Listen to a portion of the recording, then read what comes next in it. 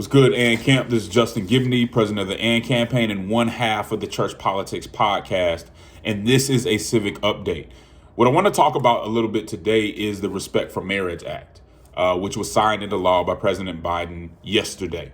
There's been a lot of conversation about it. There's been a lot of debates and also a lot of arguments, and for good reason. It's legislation that we should be talking about and that we should know what it actually does and what it doesn't do. So I want to get into that conversation today. But what the overarching debate here is about is the tension between religious liberty and LGBTQ rights. That's what the overarching debate's about. And if you've been following the AND campaign for a while, you know that we've stepped into that debate. We've said, how can we protect both? Can we protect religious liberty and protect LGBTQ rights? That's a conversation we've been having when we talk about the Fairness for All Act and so on. But we've received a lot of criticism from some Christians on the right because they don't really want to recognize the LGBTQ community in law in that way. I think they believe that, and I want to be charitable, I think they believe that if you acknowledge them in that way in the law, then you're giving credibility to an ideology that they don't agree with.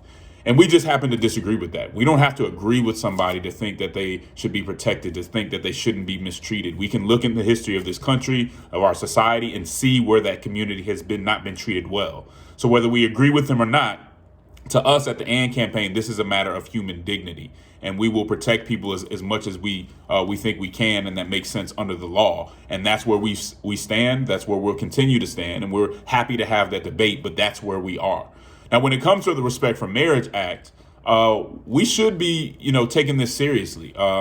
The definition of marriage isn't just about semantics. It's about an institution.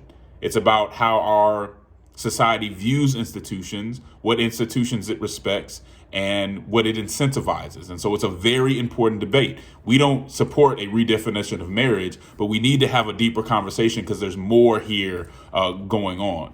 So for people who, a lot of people, when this debate comes up, feel like it was the end of the world. Like the world blew up once this legislation was signed into law. And for people who take that position, I would just say, if you feel that way, then what really happened was the world blew up, or the world ended on June 26th, 2015, because that's when the Supreme Court came out with its Obergefell decision, which gave a right to same-sex marriage under the Due Process Clause and also the Equal Protection Clause of the 14th Amendment.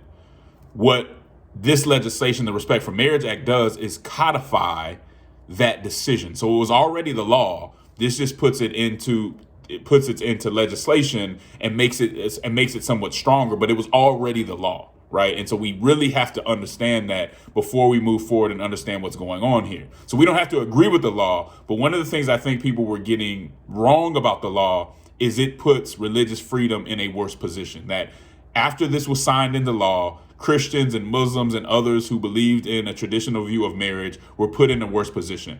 And I think that's false.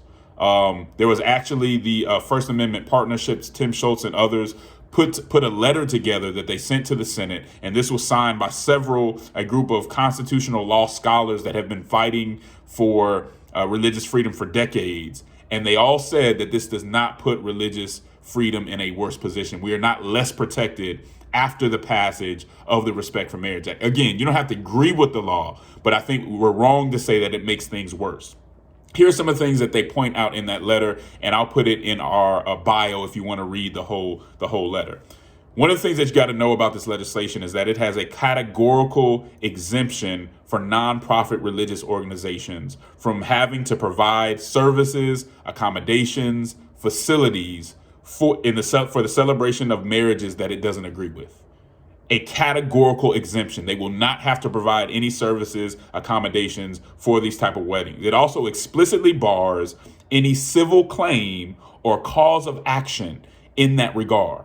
Explicitly. No new causes of action arise from the Respect for Marriage Act. Very important to know. It also does not deny or alter the tax-exempt status of religious organizations. So anybody claiming that folks are now going to be getting sued all the time, or that doesn't change. Any problem that you had after Obergefell, none of that gets worse with the Respect for Marriage Act. Again, you don't have to agree with it, but we need to be accurate about what it does. So that's the legal side of it. And I think those are good protections. What we have here is a situation where some people are saying this doesn't solve the religious liberty question in America, and that's right. But what it does is provide protections within the scope of that legislation. So within the scope of what the Respect for Marriage Act covers, there is protection for faith-based organizations. It doesn't make religious liberty worse. In fact, some would argue that it actually has some improvements. Here's some things that I would also add that are very important, because I don't think that the conversation about religious liberty and LGBTQ rights is just about the law. I think the conversation about sexual orientation and gender identity is about culture, is a cultural debate that's ongoing. And I think there's two things here that actually are beneficial when it comes to that debate. The first thing is we often hear that people who disagree with gender ideology, people who disagree with same-sex marriage are only doing it because they're hateful. The only reason that you would have is because you hate those people. And that's just not true. But it's one thing for me to say it. This is codified in the law. Listen to what the law says. It says that diverse beliefs about the role of gender in marriage are held by reasonable and sincere people based on decent and honorable religious and philosophical premises. Such beliefs are due proper respect. That is huge. That's something that we've heard President Obama say at one time. That's something that the Supreme Court said in its Obergefell decision. As we continue this conversation about sexual orientation and gender identity, we need to throw out the idea that people are automatically hateful just because they have a disagreement. If you hold that point of view, just understand that the progressives, the LGBTQ lawmakers that pushed this piece of legislation explicitly disagreed with you that people can't be honorable and decent and disagree on that issue. Very important for the debate, for the conversation. The other thing that I think is important to point out that it does is it makes a distinction. So let's be very clear. This law wasn't just about same-sex marriage. It also was about interracial marriage. Now, I want to be very clear. A lot of people make the argument that sexual orientation and race should be analyzed and viewed the same. This law disagrees. What I just read for you about reasonable and sincere people, about honorable and decent religious and philosophical principles, they basically are saying that you can have decent and honorable reasons for disagreeing with same-sex marriage. It doesn't say the same thing for race. So race and same-sex marriage should not be analyzed the same. They're different in nature. And so when we're analyzing these things, we need to understand that there's a very serious difference here, which again, the progressives and LGBTQ folks who push this through are explicitly agreeing with here. They're saying that you can disagree and be honorable and reasonable when it comes to same-sex marriage. You cannot do that when it comes to race, because they are very different.